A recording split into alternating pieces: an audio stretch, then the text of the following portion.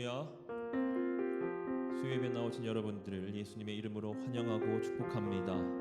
우리 시간 다 함께 찬양함으로 예배의 자리로 나가도록 하겠습니다. 찬송가 350장 우리 힘차게 박수치면서 찬양합니다. 우리들이 싸울 것은 혈기 아니요, 우리들이 싸울 것은 육체 아니요, 마귀 권세 맞서 싸워 깨쳐버리고 죽을 영혼 살릴 것일세. 한 마음으로 힘써 나가세, 한 마음으로 힘써 싸우세. 악한 마귀 군사들과 힘써 싸워서 승전거리를 이기까지. 우리들이 입은 갑옷새가 아니요, 우리들이 가진 검은 강철 아니요, 하나님께 받아 가진 평화의 복음 거룩하신 말씀이로다. 한 마음으로 힘써 나가세, 한 마음으로 힘써 싸우세. 악한 마귀 군사들과 힘써 싸워서 승전거리를 이기까지. 악한 마귀 제 아무리 강할지라도 우리들의 대장 예수 앞서가시니 주저 말고 용감하게 힘써 싸우세. 최후 승리 얻을 때까지. 한 마음으로 힘써 나가세, 한 마음으로 힘써 싸우세. 악한 마귀 군사들과 힘써 싸워서 승전거리를 이기까지. 죄악 중에 빠진 사람 죄를 뉘우쳐 십자가에 달린 예수 믿기만 하면 빈태양대 빠진 영혼 구원 얻어서 전국 백성 될 것임이세. 한 마음으로 힘써 나가세, 한 마음으로 힘써 싸우세. 악한 마귀 군사들과 힘써 싸워서 우리 3절 찬양합니다. 악한 마귀 죄 아무리 강할지라도 우리들의 대장 예수 앞서가시니 주저 말고 용감하게 힘써 싸우세. 최후 승리 얻을 때까지. 한 마음으로 힘써 나가세, 한 마음으로 힘써 싸우세. 악한 마귀 군사들과 힘써 싸워서 승전거리를 이기까지. 죄악 중에 빠진 사람 죄를 뉘우쳐 십자가에 달린 예수 믿기만 하면 위태양대 빠진 영혼 구원 얻어서 전국 백성 될 것임이세. 한 마음으로 힘써 나가세, 한 마음으로 힘써 싸우세. 악한 마귀 군사들과 힘써 싸워서 승전거리를 이기까지. 찬송가 353장입니다.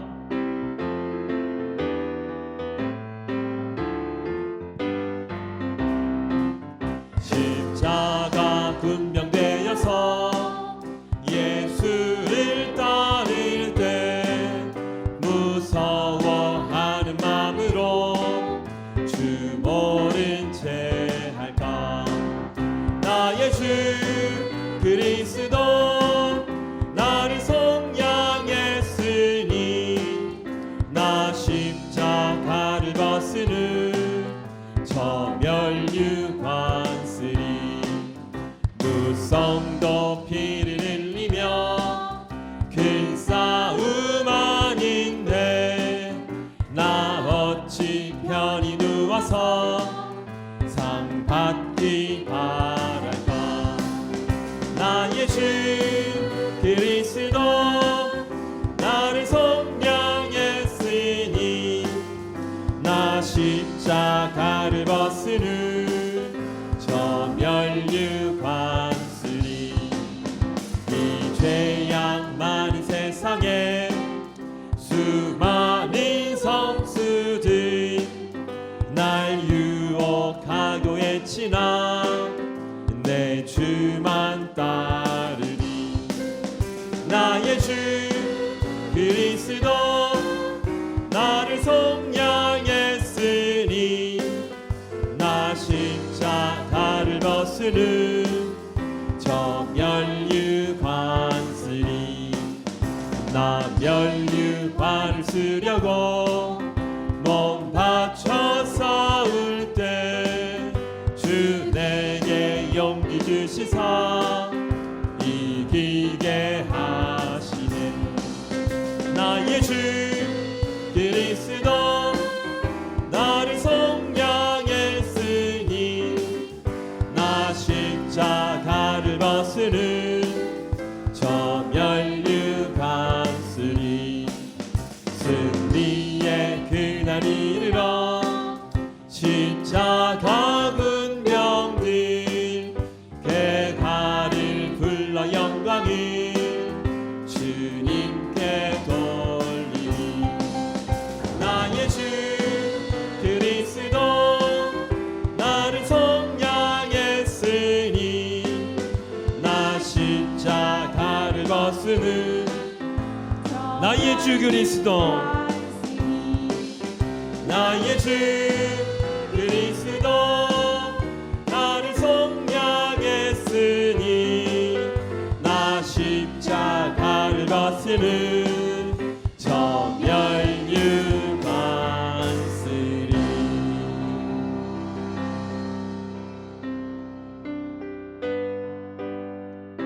찬송가 423장 함께 찬양합니다. 먹보다도 더 검은 죄로 물든 마음이 있는 보다 더 이게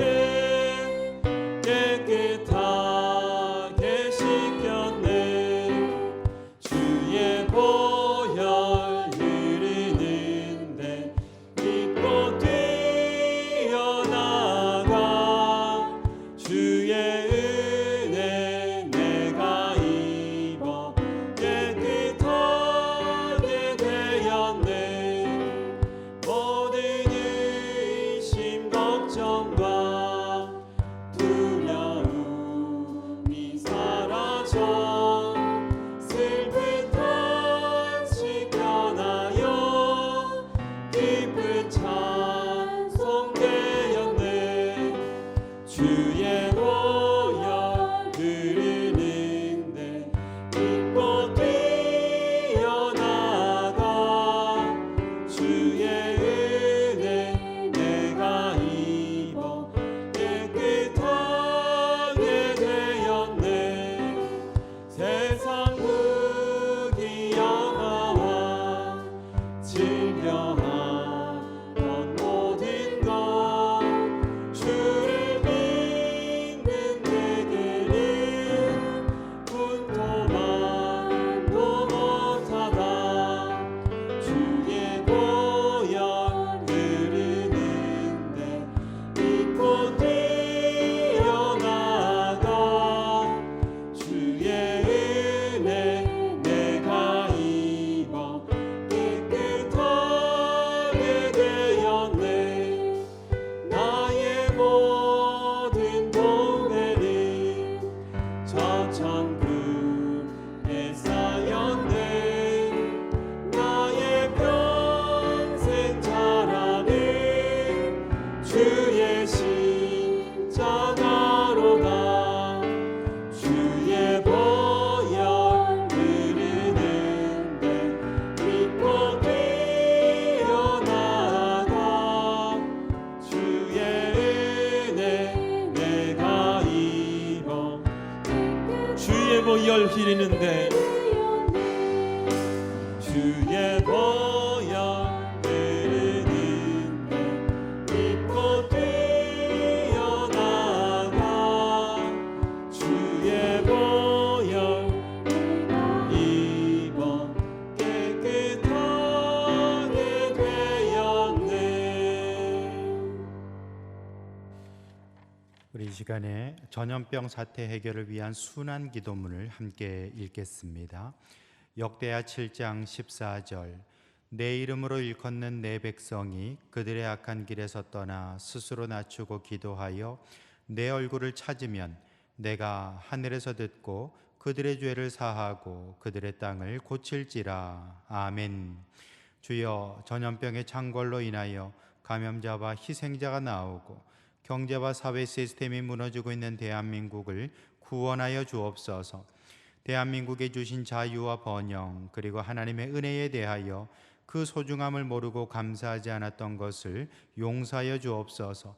예배를 가볍게 생각하고 은혜의 자리로 부르심을 귀찮게 여긴 것을 용서하여 주시고 자신만을 위하여 이기적으로 구하고 교회와 나라를 위해 기도하지 않은 것을 용서하여 주옵소서. 악한 전염병을 나사렛 예수님의 이름으로 대적할 때 감염이 멈추고 두려움이 사라지게 하시고 영원한 생명의 주인 되신 하나님을 바라보는 담대한 믿음을 가지게 하옵소서. 감염자들의 면역을 강하게 하사 질병을 이기게 하시고 목숨을 걸고 헌신하는 의료진들을 지켜 주옵소서. 한국에 대한 오해와 혐오가 사라지게 하시고 국제적 협력이 이루어져 치료 백신이 속히 개발되게 하옵소서. 신천지 집단의 거짓과 악행이 드러나게 하시고 교회 안에 잠입하여 혼란을 부추기는 세력들이 퇴출되게 하옵소서. 교회와 사회가 조속히 정상을 되찾게 하시고 신앙의 부흥과 경제의 회복을 주옵소서. 예수님의 이름으로 기도합니다. 아멘. 하나님 말씀 열왕기하 24장입니다. 구약 성경 열왕기하 24장 18절에서 20절의 말씀 봅니다.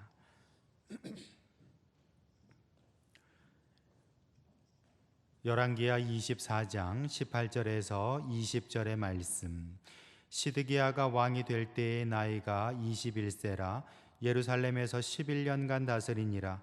그의 어머니의 이름은 하무달이요 림나인 예레미야의 딸이더라. 그가 여호야김의 모든 행위를 따라 여호와 보시기에 악을 행한지라 여호와께서 예루살렘과 유다를 진노하심이 그들을 그 앞에서 쫓아내실 때까지 이르렀더라. 시드기야가 바벨론 왕을 배반하니라. 아멘. 할렐루야. 이 시간 하나님께서 우리 가운데 큰 은혜로 함께 주실 줄 믿습니다. 사람이 가지고 있는 여러 가지 본능 중에서 한 가지가 무엇인가 하니 바로 이 대상을 조정하고 싶은 또는 대상을 주도하고 싶은 본능이 있다라는 것입니다. 어린아이들만 봐도 그렇죠. 아이들이 장난감을 가지고 노는 이유가 어디 있습니까? 그 장난감을 자기 마음대로 이렇게 부릴 수가 있기 때문이죠. 비행기를 가지고 또는 동물 인형을 가지고서는 자기 원하는 대로 이렇게 저렇게 만지고 놀 수 있기 때문에 그 장난감을 좋아하는 것이죠. 뿐만 아니라 어른이 돼서 운전하는 것도 마찬가지입니다. 어떤 분들은 운전하는 거 참 재밌어 하시는 분들이 있죠. 운전하는 걸 왜 좋아합니까? 내가 원하는 대로 속도를 내고 멈출 때 멈추고 싶을 때 또 멈추고 또 이렇게 내가 가고 싶은 방향으로 이리저리 그렇게 핸들을 돌릴 수가 있기 때문에 그 운전 자체가 내가 어떤 대상을 조정하고 주도하고자 하는 욕구를 채워주는 것이죠. 그래서 운전을 좋아하는 것입니다. 또 사람들이 정치하기를 원합니다. 왜 정치에 나가려고 합니까? 그거 역시 마찬가지죠. 내가 한번 이 나라의 운전자가 돼보고 싶다. 내가 또는 지역사회에 그런 대표가 한번 돼봐야겠다. 그래서 내가 어떤 정책을 주도해야겠다라는 생각하는 것입니다. 그것이 결국에는 어린아이들이 장난감 가지고 노는 그 욕구와 어른들이 정치에 나가는 욕구가 별반 다르지 않다라는 것입니다. 한마디로 말하면은 내 마음대로 해보고 싶은 그런 욕망, 욕구가 우리 인간에게는 누구나 다 가지고 있다라는 것이죠. 여러분, 그런데 살다 보면요, 내 마음대로 안 될 때가 참 많이 있습니다. 남편이 내 마음대로 안 되고, 아내도 내 마음대로 안 되고, 또 자식들이 내 마음대로 안 된다는 것도 우리 알 수 있습니다만, 또 어떤 경우에는요, 대세의 흐름이 이미 정말 꺾였기 때문에 그 흐름을 바꿀 수 없을 때도 있다라는 것입니다. 그럴 때는 우리가 아무리 노력하고 애를 써봐도 내 마음대로 어떤 상황을 변화시킬 수가 없는 것이지요. 대표적인 것이 바로 지구온난화라고 말할 수 있을 것입니다. 제가 예전에 한번 예전도 아닙니다. 작년인가 재작년인가 제가 운전하며 가면서 라디오에서 들었는데요. 그 기상 전문가가 나와서 하는 얘기가 있습니다. 그 사람이 하는 얘기가 그 지구 온난화로 인해서 2030년이 되면은 북극에 있는 얼음들이 다 녹는다라는 겁니다. 여러분 지금이 2020년이잖아요. 그러면 이제 2030년까지는 한 10년밖에 안 남았습니다. 근데 북극의 얼음이 10년 뒤에는 다 녹아서 없어진다는 것입니다.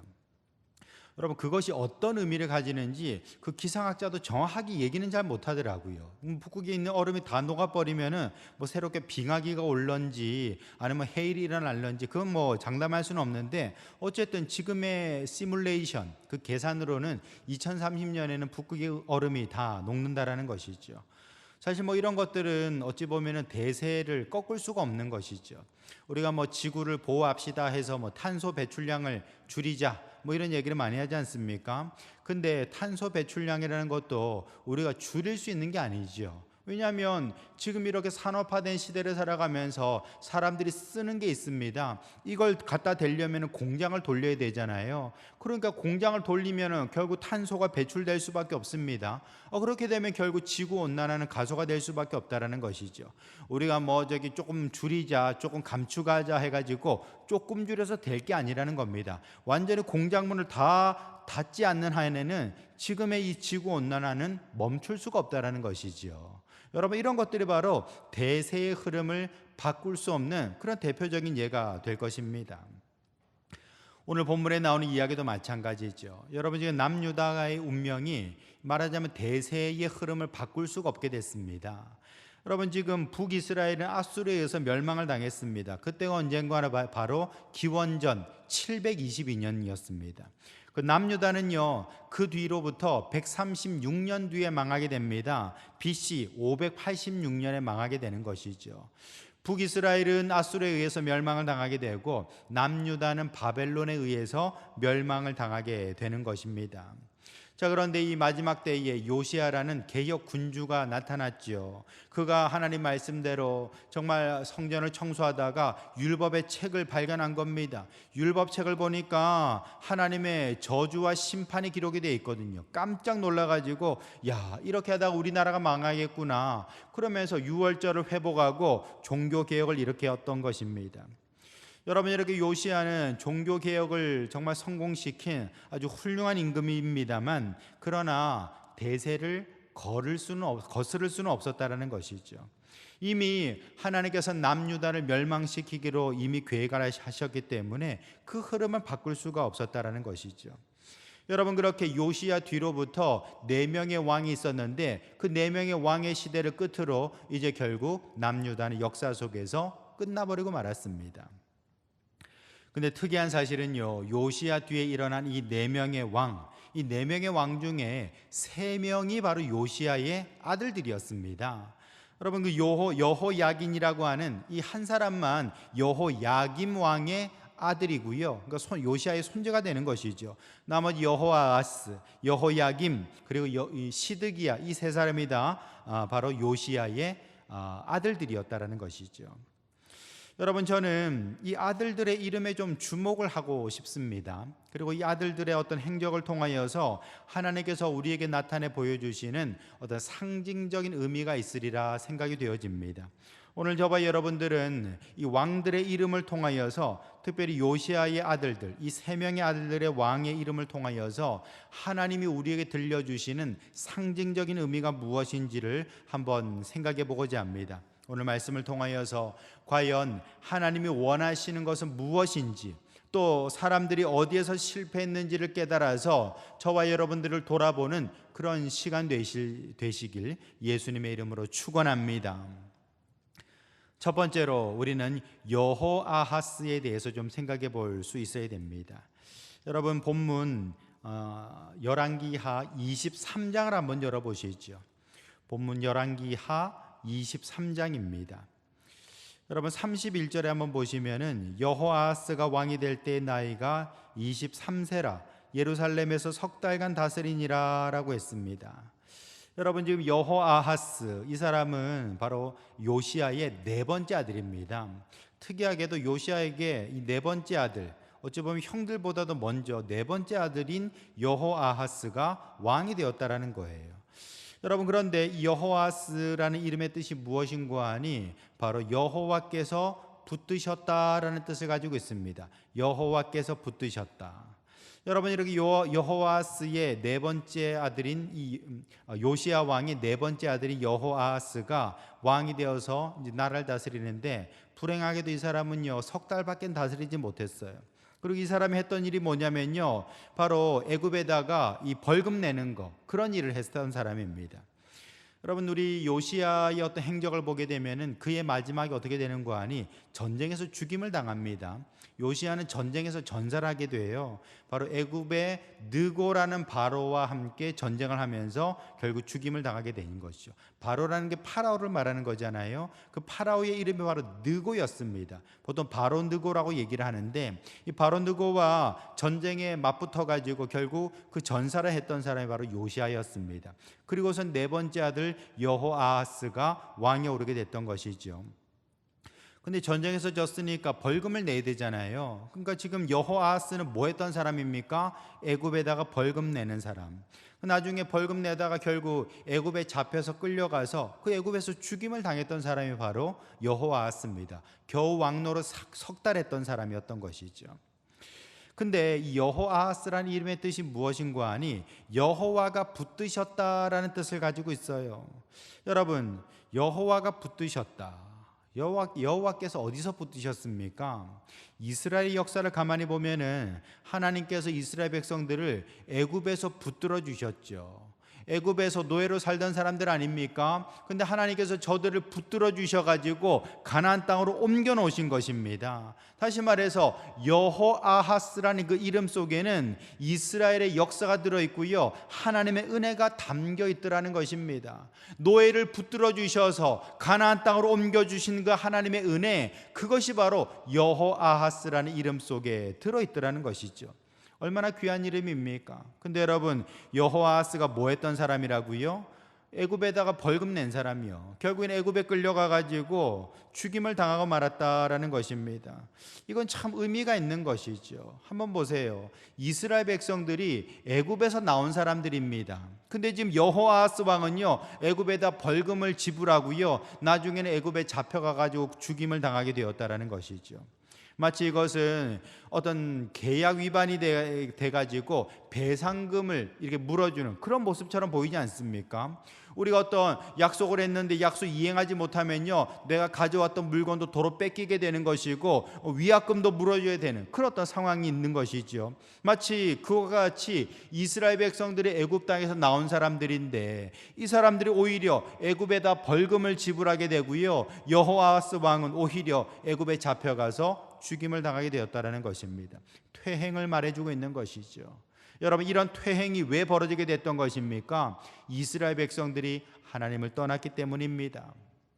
이스라엘 백성들은 애굽 땅에서 바로를 섬겼습니다. 그런데 하나님께서 저들을 건져서 하나님을 섬기는, 여호와를 예배하는 선택받은 민족으로 만들어 주셨어요. 그렇게 가나안 땅에서 복된 나날을 보냈는데 웬걸요, 이제는 하나님을 걷어차 버리고서는 우상을 섬겼습니다. 하나님과의 계약을 위반해 버렸습니다. 그러니까 결국에는 도로 애굽에다 벌금을 지불하게 되고 애굽으로 끌려가게 되는 그런 모습을 연출하고 있다라는 것입니다.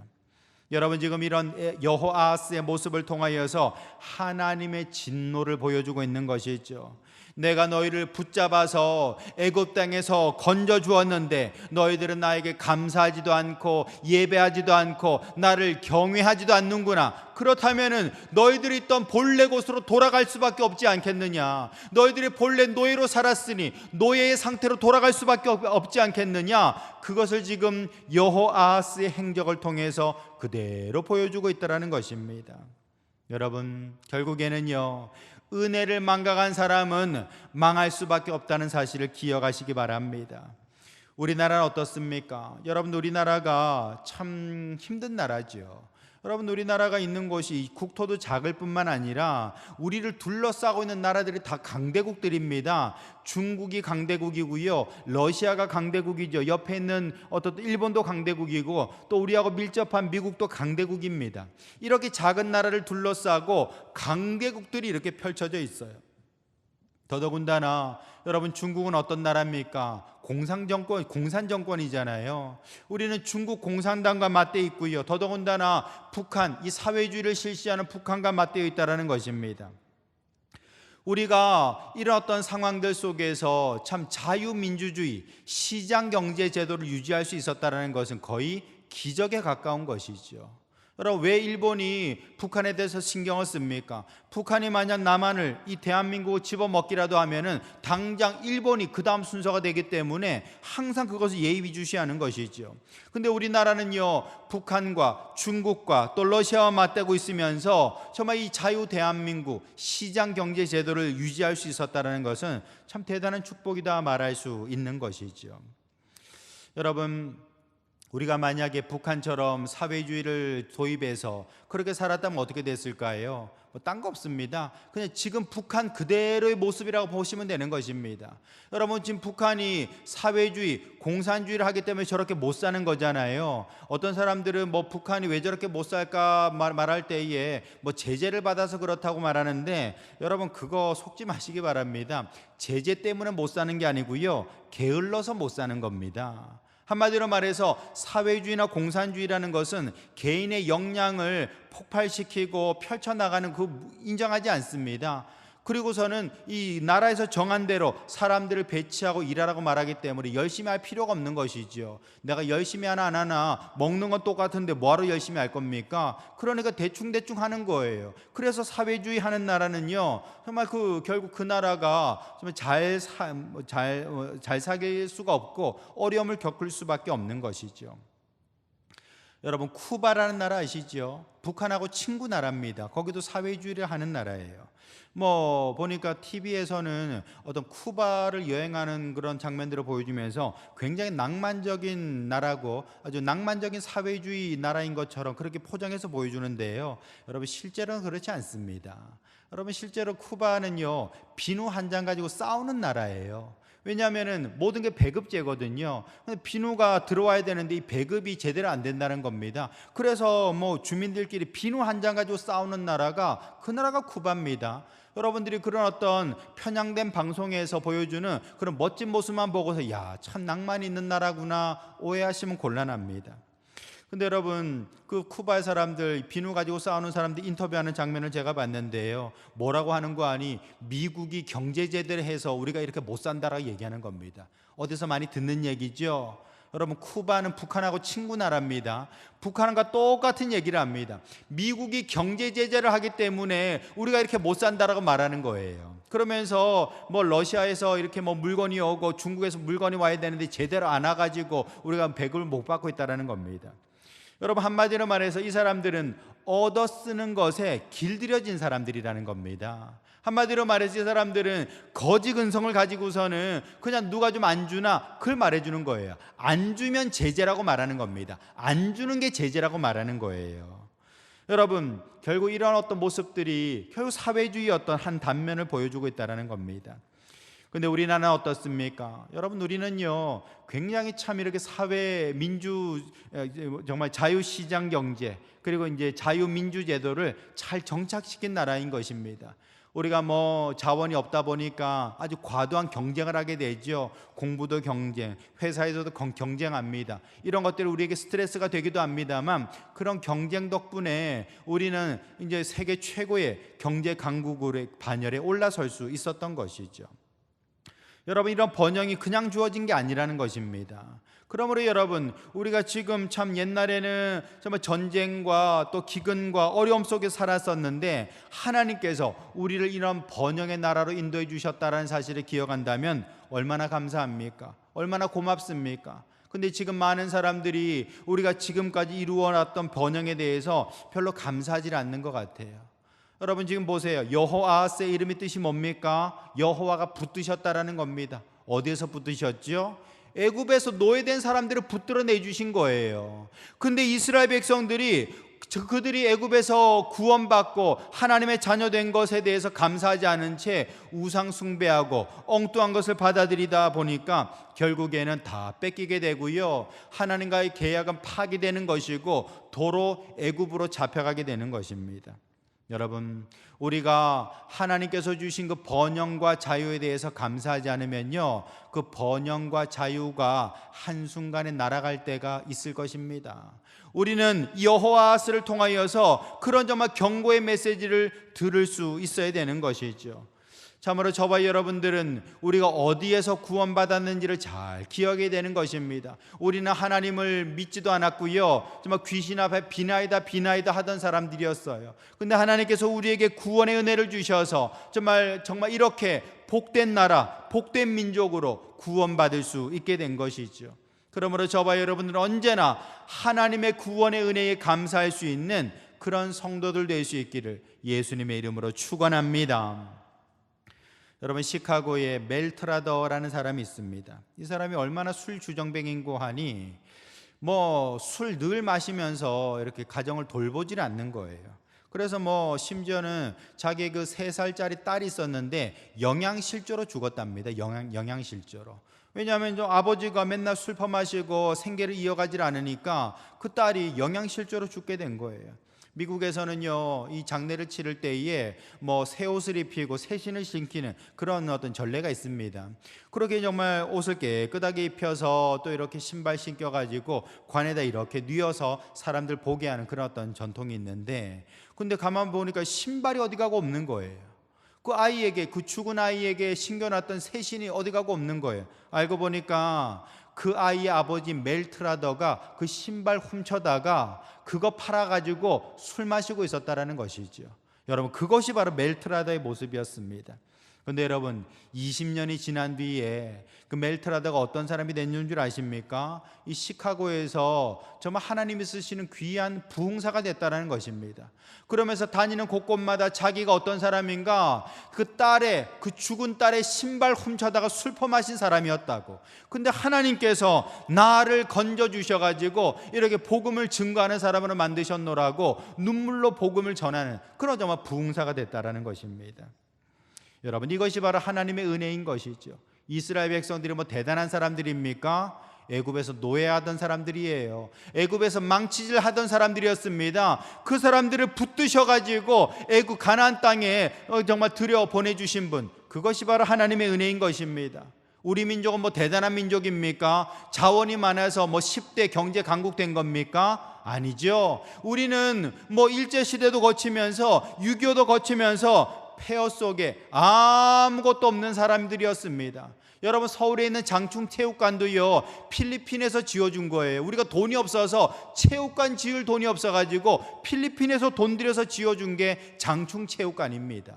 여러분, 그렇게 가난한 나라였는데 하나님의 은혜로 말미암아 이렇게 정말 번영된 자유시장 경제를 만들 수 있었던 것이죠. 여러분, 그렇다면 우리 뭐 해야 되는 겁니까? 감사해야 되는 것이죠. 우리를 건져주신 하나님, 우리를 붙잡아 주신 하나님 앞에 감사해야 되는 것이죠. 신명기 5장 15절에 보시면 너는 애굽 땅에서 종되었던 것을 기억하라 라고 하셨습니다. 너는 애굽 땅에서 종되었던 것, 그거 항상 기억하고 살라라는 것입니다. 여러분, 우리나라는요 5,000년 동안 가난 속에 있던 나라였습니다. 그런데 하나님의 은혜로 말미암아 이 자유 대한민국 번영된 나라를 가질 수가 있게 된 것이죠. 그것에 감사할 수 있는 그런 성도들 될 수 있기를 예수님의 이름으로 축원합니다. 두 번째로 우리는 여호야김을 생각할 수 있어야 되는 것이죠. 여러분, 이 여호야김은 누군고 하니 바로 요시야의 두 번째 아들입니다. 여러분, 여호아하스는 네 번째 아들이고요, 이 여호야김은 두 번째 아들이라는 것이죠. 여호아하스가 이제 애굽에 가서 죽임을 당하니까 여호야김이 두 번째 왕이 됐습니다. 근데 이 여호야김이라는 이름의 뜻은 무엇인고 하니 여호와께서 세우셨다라는 뜻을 가지고 있어요. 여호와께서 세우셨다. 근데 사실 이 여호야김의 본래 이름이 뭐냐면 엘리야김입니다. 근데 엘리야김이라는 이름을 여호야김으로 바꾸게 됐던 것이지요. 그게 이 열왕기하 23장 34절에 보면 나옵니다. 34절에 보시면 바로 느고가 요시야의 아들 엘리야김을 그의 아버지 요시야를 대신하여 왕으로 삼고 그의 이름을 고쳐 여호야김이라 하였다라고 했습니다. 여러분, 지금 엘리야김을 여호야김이라고 이름을 바꾸게 되고요. 그리고 여호아하스는 애굽으로 잡아가서 죽이게 됐던 것이죠. 자, 이름이 바뀌었어요. 엘리야김이라는 이름의 뜻은 뭐냐면요, 엘리라는 게 이제 하나님을 말하는 것입니다. 엘이 하나님이니까요. 그러니까 하나님이 세우셨다는 뜻을 가지고 있고요. 여호야김은 여호와가 세우셨다는 뜻을 가지고 있어요. 여러분, 하나님이 세우셨다, 여호와가 세우셨다, 뭐가 다르죠? 다 똑같습니다. 엎어치나 매치나 그게 그 말인 것이죠. 근데 느고라는 이 바로가 지금 엘리야김을 여호야김으로 바꿨다라는 것입니다. 무슨 차이가 있습니까? 차이는 없어요. 뜻의 차이는 없습니다. 근데 중요한 차이가 있죠. 그게 뭡니까? 그 이름을 누가 지어줬어요? 느고가 지어줬다는데 문제가 있다라는 것이죠. 여러분, 언제나 그렇습니다. 이름을 지어주는 사람이 주인 아닙니까? 여러분들이 반려동물 데려오게 되면요, 강아지라든지 고양이라든지 데려오게 되면은 이름 지어줍니다. 왜요? 여러분들이 주인이기 때문에 그런 것이죠. 너는 복실이다, 너는 멍멍이다 하면서 이렇게 이름을 지어줍니다. 이름 지어주는 사람이 주인인 거예요. 에덴 동산에서도 아담이 여러 동식물들의 이름을 지어주잖아요. 왜 그렇습니까? 아담이 주인이기 때문에 그런 것이죠. 여러분, 지금 느고가 엘리야김이라는 이름을 일부러 여호야김으로 바꿔놨어요. 왜요? 이제부터 남유다의 왕은 내가 주인이다, 내가 부리는 사람이다, 그걸 보여주고 있다는 것입니다. 여러분, 지금 결국에는요, 이 엘리야김이라는 이름이 바뀌는 것을 통하여서 무엇을 보여주고 있습니까? 주인이 바뀌었다라는 것을 보여주고 있는 거예요. 주인이 바뀌었다라는 것을 상징적으로 나타내고 있다는 것이죠. 여러분, 이스라엘 백성들의 주인이 본래 누굽니까? 하나님이시죠. 본래 이스라엘 백성들은요, 저기 애굽 땅에서 바로를 섬기던, 우상을 섬기던 그런 사람들이었습니다. 근데 모세를 보내어 가지고 야, 우리가 하나님께 예배하러 나가자, 그래서 광야로 나갔던 것 아닙니까? 그렇게 정말 여호수아를 따라서 요단강 건너 가나안 땅으로 들어가게 됐던 것이죠. 하나님만을 섬기는 백성이 된 겁니다. 그 증거로서 보여준 것이 바로 호렙산에서, 바로 이제 그 시내산에서 언약궤, 바로 이게 십계명 돌판을 허락해 주신 것입니다. 여러분, 십계명은 무엇인가 하니 나는 너희들의 신이 되고 너희들은 나의 백성이 된다라는 계약서인 것입니다. 이 하나님의 언약을 잘 지킬 때에 그들은 하나님의 선택받은 민족이 될 수 있다라는 것이죠. 그러므로 이제부터는 이스라엘 백성들은 하나님을 왕으로 섬기고 하나님을 남편으로 섬길 수 있어야 되는 것입니다. 그런데 이스라엘 백성들이 가나안 땅에 들어가 나와서 어떻게 됐죠? 바람이 났습니다. 바람 났다는 게 뭡니까? 결국에는 다른 남편을 쫓아갔다라는 겁니다. 다른 신을 만났다라는 것입니다. 그게 바로 우상이었던 것이죠. 지금 여러분, 엘리야김이라는 이름이 여호야김이라는 이름으로 바뀌고 있습니다. 이름이 바뀌면요, 이름 지어준 사람이 주인이 되는 거예요. 지금 바로의 느고가 엘리야김의 이름을 정말 여호야김으로 바꿈으로 말미암아서 너는 이제부터 내 거다라는 것입니다. 너희 백성들은 나의 종이라고 선포하고 있다라는 것이죠. 이것이 바로 이스라엘 백성들의 역사, 왜 그들이 망할 수밖에 없었는지를 우리들에게 상징적으로 들려주고 있는 것이죠. 여호수아 24장 15절에 보시면 여호수아가 말합니다. 너희가 섬길 자를 오늘 택하라. 오직 나와 내 집은 여호와를 섬기겠노라 라고 했어요. 여호수아의 고별 설교죠. 내가 이제 하나님께로 가는데 너희들 어떡할래? 가나안 땅에 들어왔으니 너희들 하나님 섬길래? 아니면 가나안 사람들이 섬기는 귀신들, 우상들 섬길래? 어떡할래? 나와 우리 집안은 여호와를 섬기기로 작정했다라는 겁니다. 너희들이 택하라, 너희들의 섬길 자를 택하라라고 얘기하고 있는 것이죠. 여러분, 이것은 여호수아의 믿음의 고백이면서 또한 이스라엘 백성들을 향해서 선택을 촉구하고 있다는 것입니다. 여러분, 어떻습니까? 여러분들은 세상을 섬기는 사람들입니까? 여호와를 섬기는 사람들입니까? 여러분들은 세상 것을 사랑하고 있습니까? 아니면 예수님을 어떤 것보다도 더 귀한 것으로 여기고 있습니까? 여러분, 저와 여러분들은 하나님만 섬기며 예수 그리스도를 가장 귀한 이름으로 소유한 성도들 될 수 있기를 주님의 이름으로 축원합니다. 근데 여러분, 우리가 이렇게 참 하나님 앞에 믿음을 고백하는 것은요, 얼마든지 알 수 있습니다. 우리 이 설교를 듣고 있는 분들이야 다 예수 믿는 분들이고, 예수 믿는 분들이야 나는 하나님을 사랑합니다, 나는 예수님을 가장 귀한 분으로 여깁니다 말할 수 있는 것이죠. 그런데 입장을 좀 바꿔 놓아보자라는 것이죠. 고난 중에서도 여러분 그렇게 고백하실 수 있습니까? 여러분들이 참으로 고난과 어려움이 닥쳤을 때에도 나는 하나님을 섬깁니다, 나는 예수님을 붙듭니다, 그렇게 말할 수 있냐라는 것입니다. 여러분, 저와 여러분들이 고난 중에서도 믿음이 변하지 않을 수 있다면 참으로 귀한 믿음이라 말할 수 있겠죠. 여러분, 독일에 30년 전쟁이라는 게 있었습니다. 1618년부터 1648년까지 있었던 이 전쟁이에요. 천주교도들과 그러니까 이제 신교도들과 구교도들이 함께 이제 서로 싸웠던 그런 전쟁이었습니다. 근데 많은 교회들이 핍박을 받았어요. 그래서 어떤 때는 교회가 불타버리기도 하고요, 또 이 목회자들이 이게 고난을 당하는 그런 일들이 굉장히 많았다라는 것입니다. 자, 그때에 독일 어느 지역에서 목회하시는 이 벤자민 슈몰크라는 목사님이 계셨습니다. 이 목사님이 사모님과 함께 신방을 하고 돌아왔는데 와보니까 교회가 불타버리고 없었던 거예요. 뿐만 아니라 그 불탄 교회 속에서 그 목사님의 두 아들이 서로 부둥켜 안은 채 죽은 시체로 발견이 됐던 것입니다. 얼마나 참 마음이 아프겠습니까? 교회가 불타버린 것뿐만 아니라 자기의 사랑하는 두 아들이 죽임을 당했어요. 정말 고통 중에 울부짖을 수밖에 없었던 것이죠. 근데 벤자민 슈몰크 목사님이 그 슬픔 속에서 정말 믿음의 고백을 하게 됩니다. 그 믿음의 고백이 무엇인가 하니 내 주여 뜻대로 행하시옵소서라고 고백했다라는 거예요. 그 찬송시를 지었다라는 것입니다. 여러분, 그 찬송시가 오늘날 우리 찬송가 549장에 남아있는 내 주여 뜻대로 행하시옵소서, 바로 그 찬송이 바로 벤자민 슈몰크 목사님의 찬송시인 것입니다. 여러분, 저와 여러분들이 참으로 좋을 때도 하나님, 고난의 때도 하나님을 붙들 수 있다면 정말로 믿음의 사람이라 말할 수 있는 것입니다.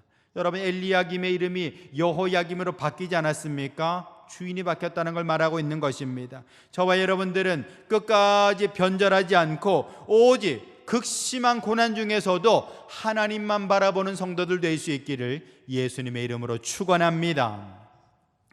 세 번째로 우리는 시드기야라는 이름을 생각해 볼 수 있습니다. 여러분이 시드기야라는 이름에 대해서 한번 보시죠. 우리 24장, 열왕기하 24장 17절 한번 보시면은 바벨론 왕이 또 여호야긴의 숙부 마따니아를 대신하여 왕으로 삼고 그의 이름을 고쳐 시드기야라 하였다라고 했습니다. 여호야김이 죽고 나서 결국 이제 끌려갔거든요. 여호야김도 이제 바벨론으로 끌려갔는데 여호야김의 그 아들 여호야긴이 그가 왕에 오르게 되는 걸 볼 수가 있습니다. 근데 여러분, 이렇게 그가 정말로 참 하나님 앞에 이렇게 나아갔을 때, 왕으로 이제 뽑혔을 때에 이름이 바뀌게 되는데 그 시드기야라는 이름으로 바뀌게 됐다라는 겁니다. 이 시드기야는요, 요시아의 세 번째 아들입니다. 자, 그런데 이 시드기야는 그 뜻이 무엇인고 하니 의로우신 하나님이란 뜻을 가지고 있어요. 여러분, 이 시드기야의 이름 의로우신 하나님, 어떤 뜻입니까? 결국에는 의롭다라는 것은 하나님의 법칙을 말하는 것입니다. 우리가 의의 하나님이라고 말하는 것이고 법칙의 하나님을 말하는 것입니다. 하나님께서 이 세상을 움직이시는 법칙이 있죠. 가령 심은 대로 거둔다라든지 그런 것들이 있습니다. 말씀대로 살면 복을 받고 말씀 떠나면 저주를 받는다라는 거, 이런 것들이 다 하나님의 법칙이 되는 것이죠. 그러니까 의의 하나님, 질서의 하나님 말하는 것이고 법칙의 하나님 말한다라는 것이죠. 근데 지금 시드기야라는 이름의 뜻이 무엇입니까? 바로 의의 하나님을 말하고 있다라는 것입니다. 그러므로 이것은 이스라엘 백성들이 하나님을 따라서 잘 섬기고 그 뜻을 따라서 믿음으로 살아가면 복을 받지만 하나님을 저버리고 말씀 저버리게 된다면 결국에는 실패의 길로 간다라는 것을 상징적으로 우리들에게 보여주고 있다라는 것이죠. 여러분, 결국 시드기야 왕도요, 이 예레미야가 경고를 했거든요. 당신 절대로 이제 바벨론에 어떻게 저항하려고 하지 마라. 왜냐하면 이미 하나님께서 이 남유다를 바벨론에 넘기시기로 뜻을 정하셨는데, 그게 어떻게 보면 꺾을 수 없는 대세인 것인데, 당신이 아무리 발버둥 친다 그래가지고 그걸 어떻게 할 수가 없다 경고를 했습니다. 하지만 여러분, 이 시드기야는요, 이 예레미야의 경고를 듣지 않아요. 오히려 이제 군소국가들과 동맹을 맺어가지고 이 바벨론을 들이받을 생각을 했던 것이죠. 나중에 어떻게 되겠습니까? 이 바벨론에 이제 혼꾸녕이 나는 것이죠. 결국에는 두 눈이 뽑히게 되고요. 이 두 눈이 뽑히기 전에 본 것이 자기들의 두 아들이 죽임을 당하는 것을 보게 되고 두 눈이 뽑힙니다. 그렇게 이제 쇠사슬에 묶여가지고 바벨론으로 압송을 당하게 되는 것. 이것이 바로 시드기야의 마지막이었다라는 것입니다. 왜 이런 일이 벌어지게 됩니까? 결국에는 하나님의 뜻, 하나님의 법을 어겼기 때문에 그런 것이죠. 여러분, 예레미야가 분명히 얘기해 줬어요. 하나님께서 이 나라를 바벨론에 넘기십니다. 그게 하나님의 뜻이라는 겁니다. 그럼 또 뜻이 정해졌으면 아멘 하고 따라가면 되는 것이죠. 여러분, 선생님이 매를 들게 되면요, 맞아야 되는 겁니다. 안 맞으려고 이렇게 저렇게 피하다 보면 더 맞게 되는 것이죠. 마찬가지로 여러분, 이스라엘 백성들이 지금 패망을 하게 됩니다. 매를 맞게 됩니다. 그러면 매 맞아야 되는 것이죠. 매를 잘 맞아야 되는 것입니다. 그래야만 그 이유를 도모할 수 있는 것 아니겠습니까? 근데 시드기야는요, 그 하나님의 법, 예레미야가 가르쳐줘도 그걸 따르질 않는 것입니다. 결국은 아주 비참하게 그의 삶이 마무리가 돼버리고 말았던 것이죠. 여러분, 하나님께서는 이스라엘 백성들에게 법을 주셨습니다. 그게 바로 토라죠. 토라, 바로 모세오경을 말하는 겁니다. 그 모세오경을 쭉 주시면서 이거 잘 따라와야 된다는 것입니다. 신명기 30장 9절에 보시면 하나님 여호와의 말씀을 청종하여 율법의 명령과 규례를 지키면 내게 복을 주시리라 라고 약속하셨어요. 하나님의 말씀을 잘 듣고 그 말씀을 잘 지키면 복을 받는다라는 겁니다. 근데 복만 약속하셨습니까? 아닙니다. 말씀대로 살지 않고 말씀을 어기게 되면 결국 저주의 길, 심판의 길로 가게 된다라는 것을 하나님은 분명히 경고를 하고 있다라는 것입니다. 이런 말씀을 가지고 있는 이스라엘 백성들임에도 불구하고 그 말씀을 아주 너무나도 가볍게 생각하고 헌신짝처럼 버리게 됐다는 것이죠. 여러분, 이런 모습이 우리에게도 있지 않은가 돌아볼 수 있어야 되는 것입니다. 이스라엘 백성들만 말씀을 가볍게 생각하는 걸까요? 그건 아닐 것 같습니다. 오늘날 우리 그리스도인들도 이 말씀을 그냥 자기 입장대로, 자기 편리대로 쉽게 그렇게 정말 어길 때도 있고 무시할 때도 있고 눈 감아버리고 귀를 닫아버릴 때도 있는 것이죠. 그러나 하나님 분명히 약속하셨습니다. 말씀대로 살면 복을 주지만 말씀을 가볍게 여기고 무시한다면 나 또한 너를 무시하고 던져버리리라 말씀하고 있다는 것입니다. 그러므로 여러분, 저와 여러분들은 말씀대로 살기를 작정하고 믿음으로 나아가는 성도들 될 수 있기를 예수님의 이름으로 축원합니다. 평양에 산정형 교회라고 있었습니다. 이제 공산화 되기 전에 평양이 있었죠. 과거에 평양은 1907년 대부흥운동이 있고 난 뒤에 동방의 예루살렘이라는 별명이 있을 정도로 하여튼 저기 교회도 많았고요, 믿는 사람들이 굉장히 많았습니다. 평양에서 엄청난 믿음의 사람들이 많이 나왔죠. 그 중에 한 군데가 바로 이 산정형 교회인데요. 이 산정형 교회가 바로 이제 주기철 목사님이 목회하셨던 교회입니다. 끝까지 신사참배를 거부하셨던 분이죠. 근데 이 주기철 목사님 신사참배를 거절하면서 감옥에 들락날락할 때에 그 주기철 목사님 옥바라지를 했던 사람이 누군가 바로 유계준 장로님이라고 계세요. 그 주기철 목사님 돌아가신 뒤에는 그 목사님의 사모님, 자녀들을 끝까지 이렇게 보살피고 돌봐줬던 분이 바로 유계준 장로님이었다라는 겁니다. 이분은 나중에 북한이 공산화되고 난 뒤에 이제 김일성이 이제 정권을 잡지 않았습니까? 그 다음에 이제 인민군들이 다 교회 문 닫고 할 때에 결국 이제 인민군에 의해서 이 공산당에 의해서 이제 순교를 하셨던 분이 바로 유계준 장로님입니다. 근데 유계준 장로님이 가족들을 다 이제 남쪽으로 내려보내시면서 야, 빨리 피난 떠나라. 하지만 나는 저기 교회를 지켜야겠다. 끝까지 교회에 남아 계셨어요. 가족들만 이렇게 부산으로 피난 보내고 자기는 끝까지 교회를 지키다가 순교하셨다라는 것입니다. 여러분, 유계준 장로님에게는 8남매가 있었습니다. 근데 이 스라이 8남매가 이 부산으로 이렇게 피난을 온 거예요. 근데 여러분, 지금 아버지가 안 계시잖아요. 아무도 생계를 책임져 줄 보호자가 없습니다. 근데 어떤 일이 벌어집니까? 하나님께서 이 8남매를 지켜주셨습니다. 여러분, 한번 찾아보시면요, 유계준 장로님의 이 8남매가 다 훌륭한 사람들이 돼요. 다 의사, 박사 되고 대학 총장 되고 아주 훌륭한 사람들로 이렇게 자라가게 됐다라는 것이죠. 누가 이들을 지켜주신 겁니까? 하나님이 지켜주신 겁니다. 유계준 장로님이 교회를 지키고 하나님의 뜻을 끝까지 지킬 때에 하나님께서 그 가정, 그 자녀들을 끝까지 책임져 주셨다라는 것입니다. 여러분, 이것이 바로 하나님의 약속인 것입니다. 성도 여러분, 어떻습니까? 여러분들은 세상의 유혹을 따라가시겠습니까? 아니면 하나님의 약속을 끝까지 붙드시겠습니까? 정말 누가 복을 받게 되는가? 하나님의 약속을 끝까지 붙드는 사람, 그 사람이 복을 받게 되는 줄 믿으시길 바랍니다. 말씀을 맺습니다. 여러분, 요시야에게는 3명의 아들이 있었지요. 이 3명의 아들들의 그 이름들이 하나같이 하나님께서 우리에게 주시는 메시지가 있다는 것입니다. 정말 구원의 은혜를 생각하라는 것이고요, 누가 주인인지를 깨달아야 된다는 것이고요, 하나님의 약속을 붙드는 사람, 그 사람이 복을 받는다는 것을 우리에게 말씀해 주고 있습니다. 이것을 지키지 못했기 때문에 이스라엘은 결국, 남유다는 결국 망할 수밖에 없었고요, 또한 이것을 따르지 않을 때에 우리 역시도 그 멸망의 길로 갈 수밖에 없을 것입니다. 우리가 오늘 말씀을 우리 스스로에 대한 경고의 말씀으로 받아서 우리는 언제나 주님의 말씀을 붙들고 믿음 안에서 승리하는 성도들 될 수 있기를 예수님의 이름으로 축원합니다. 거룩하신 아버지 하나님, 하나님 앞에 믿음으로 나아갈 때에 우리 믿음이 평안할 때뿐만 아니라 고난의 때, 힘들 때에도 흔들리지 아니하며 오직 말씀을 붙들고 주님 따라가는 복된 인생 될 수 있도록 주여 지켜 주시옵소서. 예수님의 이름으로 기도합니다. 아멘.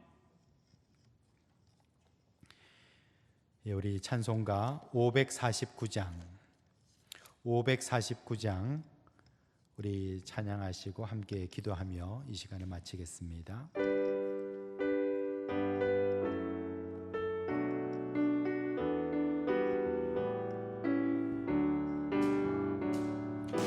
내 주여 뜻대로 행하시옵소서. 온 몸과 영혼을 다 주께 드리니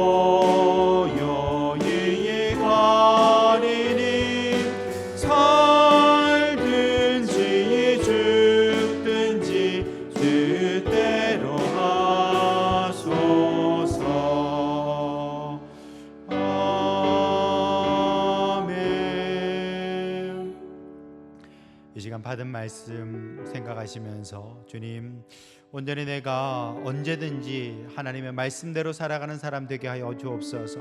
주님의 은혜를 기억하게 하시고 믿음을 잃어버리지 아니하게 하시고, 특별히 고난과 어려움을 만났을 때에도 더욱더 정말 주님만 바라보는 굳건한 믿음의 사람 되게 하여 주시옵소서. 우리 두 손 높이 들고 주여 주여 3번 부르짖고 함께 자유롭게 기도하며 나아갑니다.